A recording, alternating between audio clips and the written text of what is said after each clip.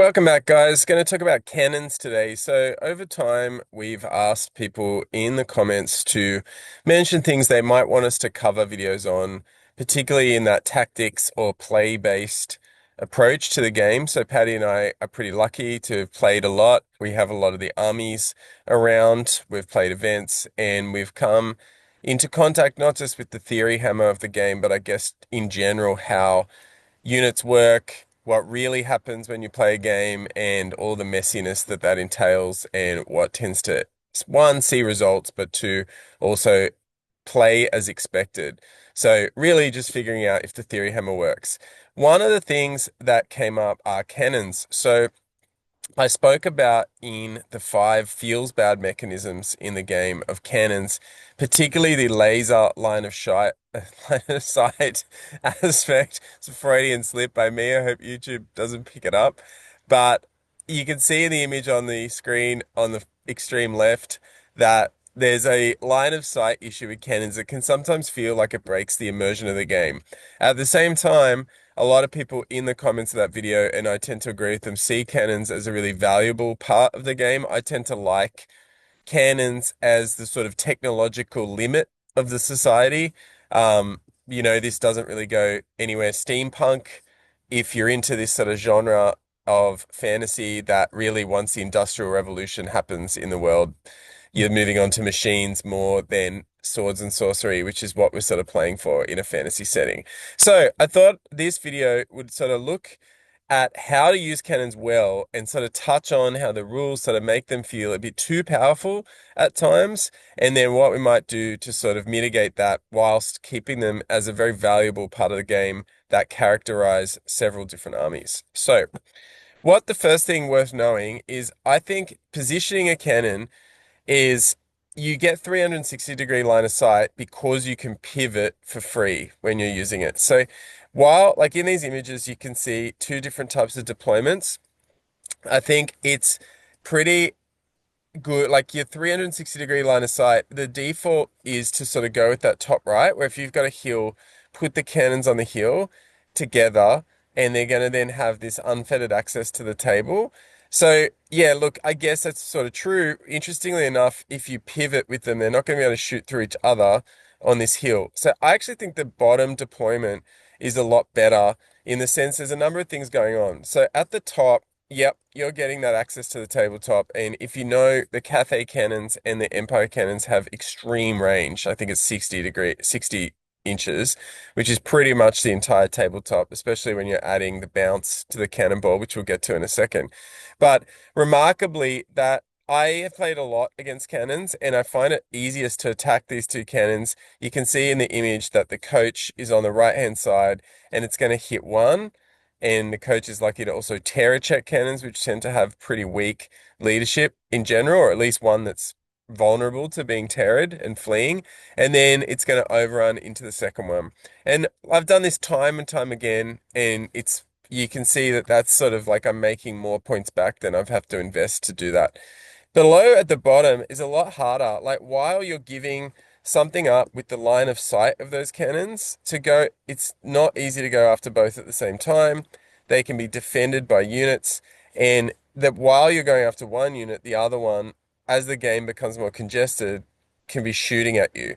And I've found it much more difficult to attack cannons in this way. So the choice to put them together or apart, because really a lot of people play 2 or 3 cannons, they're so good, is not such a big choice for me. I think the hill is a bit of a red herring and not something you want to be after. These 360-degree line of sight too, as I said, if you're pivoting the ones on the hill, they can't see through each other, whereas you're still going to get a pretty wide arc of sight from the cannon. And a lot of the things that you're aiming at, they're particularly good, are large targets, which you're not going to need necessarily the sort of vantage point from a hill that is required at the start. So it seems natural to put them on a hill, maybe not so good.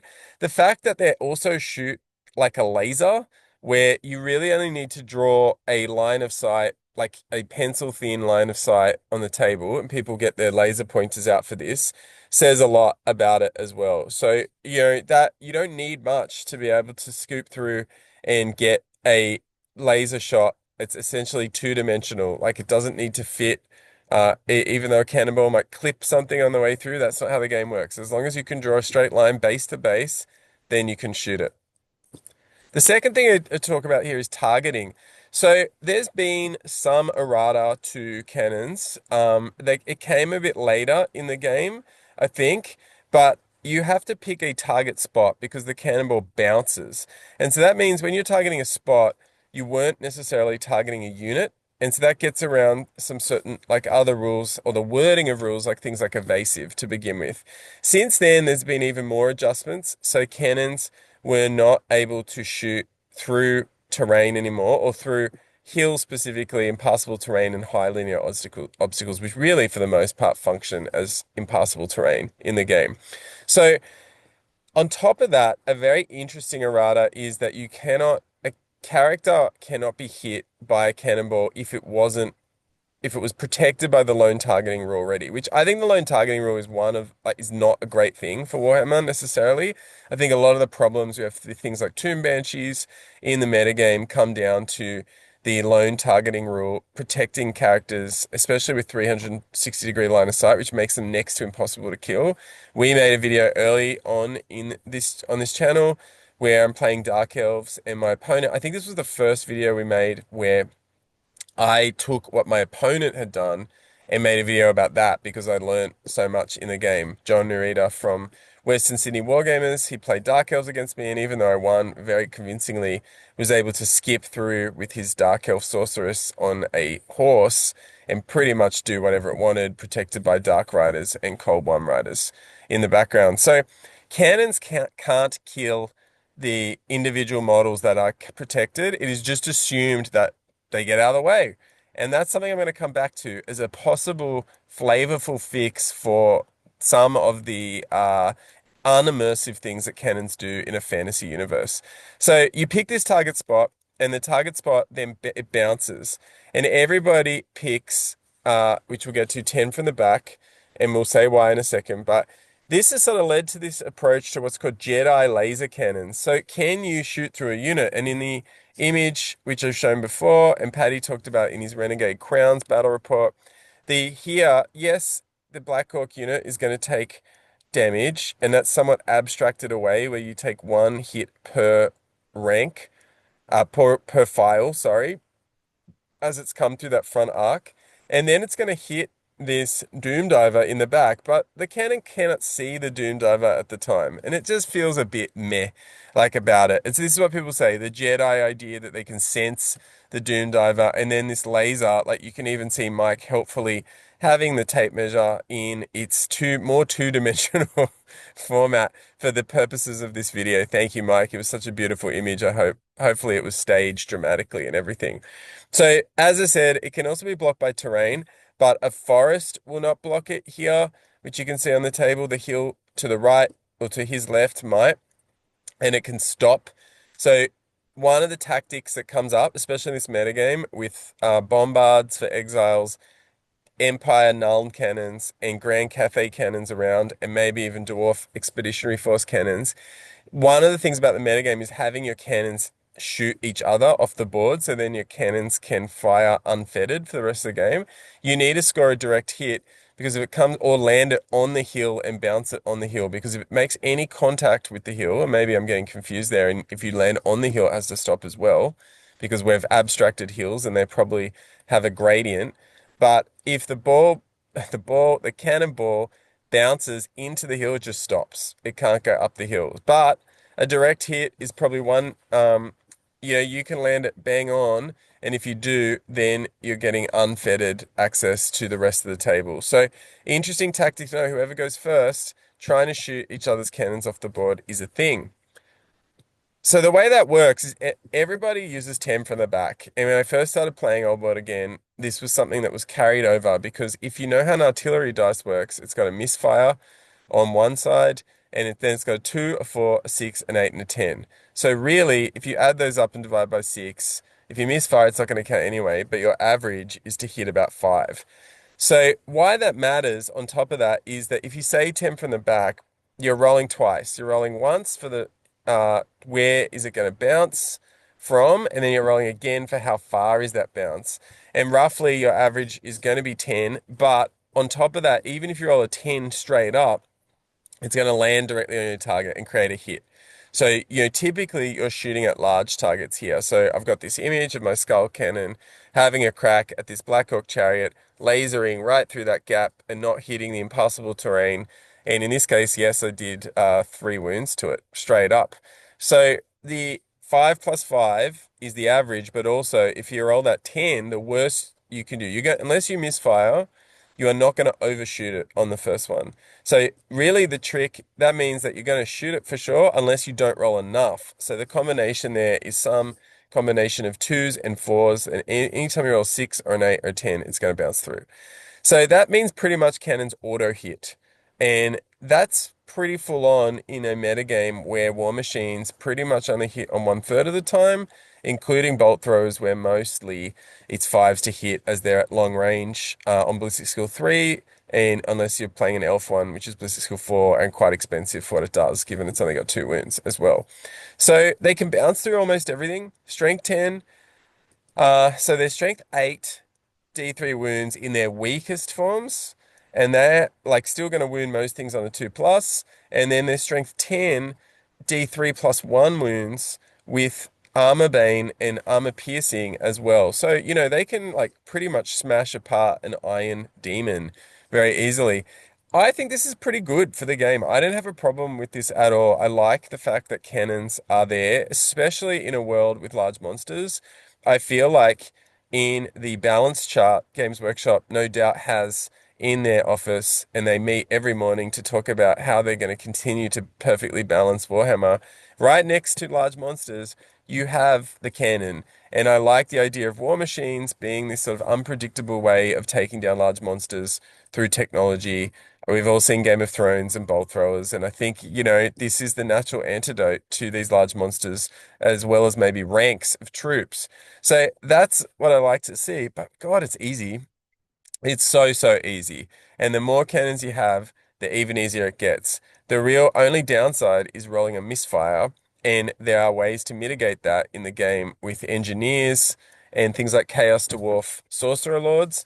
And there seem to be more and more of these all the time, and I'm worried this is one of the complaints of the game being a shooting game now and not much of a fighting game anymore. So, beyond that, there's also Grapeshot, and there is a little bit of a restriction now in Grapeshot, so you got to have cannon fire to make this move.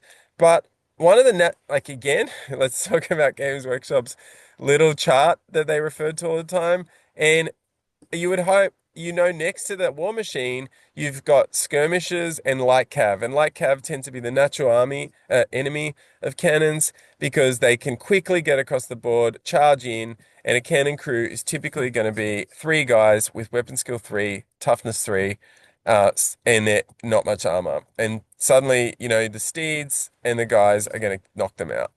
Alternatively, ambushes do it for even cheaper. However, you get Grapeshot. So, if you're thinking within charge range, if you get within 12 inches, you are going to take an artillery dice's worth of strength 4 -1 hits. That's enough to knock out light cav. 5 on average, 3s to hit. You're pretty much going to lose 3 or 4 guys. That's going to probably panic you and send you running. It's not the end of the world. Often the survivors can still have a crack here, but the fact that they're survivable at all is an extraordinary feature just for Grapeshot. You don't get this with other war machines as often. So with cannons, you not only get the best shot that there is, like in the game, on top of that, you get this other little mechanism. Flavorful, yes, but is it well costed? I'm not sure. So Grapeshot, something to remember, because in the complexity, which is a feature, not a bug of Warhammer, sometimes I think we forget about it. I know I certainly have. Poor Grey Eagle. So, what should we do about cannons? Now, in some ways, I didn't think anything for a long time. However, you saw I made a video when Cathay came out and saying, is even the Lantern the best unit? Is the Grand Cannon, which can shoot twice on the first turn, even better? I still think it could be. I think the Lantern is bad, like really bad. I think taking 5 of anything is really bad. I think taking layered saves is really bad. But I question whether the lantern otherwise is on par with Outriders, for example. That's what I'd say. I think there's a number of other effects the lantern can get access to that and I guess Outriders probably can too, but a lot of these other shooters can't. And at the moment, they're doing a lot of damage in the metagame. I think the cannons are a big part of both of those armies, and they generally play about three of them each, it seems. We even saw a list the other day with four cannons in them. So you've got to really start to think they are one of the critical pieces of the best armies in the metagame. And one of the reasons why people don't really enjoy the tournament scene at the moment, I'm not going to defend Undead, which are also a problem, but we've really got this narrowing now of shooting armies that combine incredible ballistic skill shooting with cannons and undead to fight against them. And everything else is sort of just fighting for relevance in the metagame. So I think a great start would be consistency across the factions. I think it's becoming embarrassingly transparent that Cathay and Bretonia had better bombards. Like the Empire one is great, but why is the Dwarf one worse? These dwarfs who have technology or have been refining these methods for a long time. You can tell me about runes. The runes are really soft, and they're expensive. I really think it's annoying the dwarf one is crap because dwarfs need a bit of a boost. And if anyone needs an army to come to you, it's dwarfs with their ludicrous movement 3, which sort of cripples them from being ever a genuinely consistently top tier army. I think it'd be good to see the cannons. The D3+1 is quite threatening, but I wonder sometimes if there was a way to scale against monsters, it would be really good, but other things had a little bit more of a chance against them or could take like a glancing blow or something, because what you're seeing is the cannons who take down the big things in the metagame.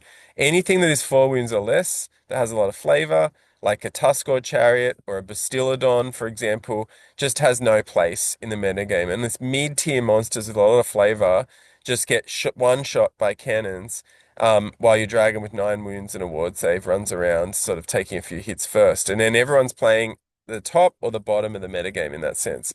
So I feel like going back to that lone targeting rule, if units are more evasive than others, maybe they could dodge a cannonball. I feel like you've heard us talk a little bit about we think elves have been abandoned by Games Workshop, may or may not make you gleeful. Uh, and on top of that, I think initiative is a characteristic that doesn't get used a lot in the game. I think also when we're talking about why infantry is no good in the format, is it's just there's too many disadvantages compared to the other highly mobile or units that have these other ways of stacking up attacks or special abilities. So I think you could make it so that a behemoth cannot move, doesn't get an initiative test against a cannon, and the auto hit wouldn't matter. But perhaps if you're shooting at that rank and file, that you get to make an initiative test and try to get out of the way. Like an elf could probably duck out of the way, but maybe something on a horse gets like based on unit type an adjustment. So maybe infantry gets to take its initiative test, maybe cavalry, which might, you have to sort of move them out of the way. Maybe fast cav gets to make an initiative test, or maybe it's an initiative test -1. Something like that with a modifier. But I feel like that would mean that cannons are still good in the metagame. So I really think that that's great. Like I love rules like is the rule video I've put out about my top 5 favorite rules in the metagame comes down to things like these rules that benefit things in certain situations and others. So Warband being one of my favorites, where by having lots of ranks, the leadership goes up in your army, but also the leadership of your general goes up. And then on top of that, it doesn't affect impetuous, but it affects charging. Like you want to get into combat as soon as possible, which suits those types of troops. Again, on top of that, I really like the idea of Western City Wargamers have made water dangerous terrain for infantry and difficult terrain for everyone else, and then make forests, which are everywhere, difficult terrain for infantry and dangerous for everyone else, which I think suits this sort of as well. Like no one's going to trip over like this broken ankle you die situation is a thing, but if you're charging with a horse through a forest, well, yeah, it's life or death, isn't it? So yeah, I think on top of that, you got to look about there are these upgrades now. Like the problem with Null is that taking away Ponderous, giving a unit -2, what was -2 to shoot is now not existent. and then squint off and magnifier, taking away long range. I mean, your flat ballistic skill was never a huge part of the game, but it was fun to weaken a unit instead of having to just delete it outright. Now we're just seeing as the shooter gets to choose the initiative of the game in those first few turns. And when you're able to stack and make it certain and take away some of these odds, the fun isn't there. People want to fight in this game, and you want to change the odds so that when the fight happens, was your shooting tactically clever enough to weaken the combat in your favor? And did it cost you anything playing that sort of cheap unit? Instead, we've got cannons that just can wipe units off the board, and on top of that, other shooters that can do the same for infantry and heavy cav, which you're now seeing disappear despite the promise of the match play guide. So that's where we're at with cannons. Thanks to Jeff from Pandemwargaming. Please take a look at his high quality plastic prints. We are using them all the time. You saw some of them in the video here. Thank you to our financial supporters. Again, we can't do this without you, but I do think it'd be having a nuanced view of cannons is something that you want to consider in the game. They are certainly at the top tier of what basic mechanisms, whether they are feels bad for you or they are something that you think is essential in the game. That's your choice, and I'd be happy to hear your opinions of them and what you think we should do with them. And thanks to Cameron for pointing this out. I hope it's been a little bit of an explainer for people who might want to use them better as well. See you later, guys.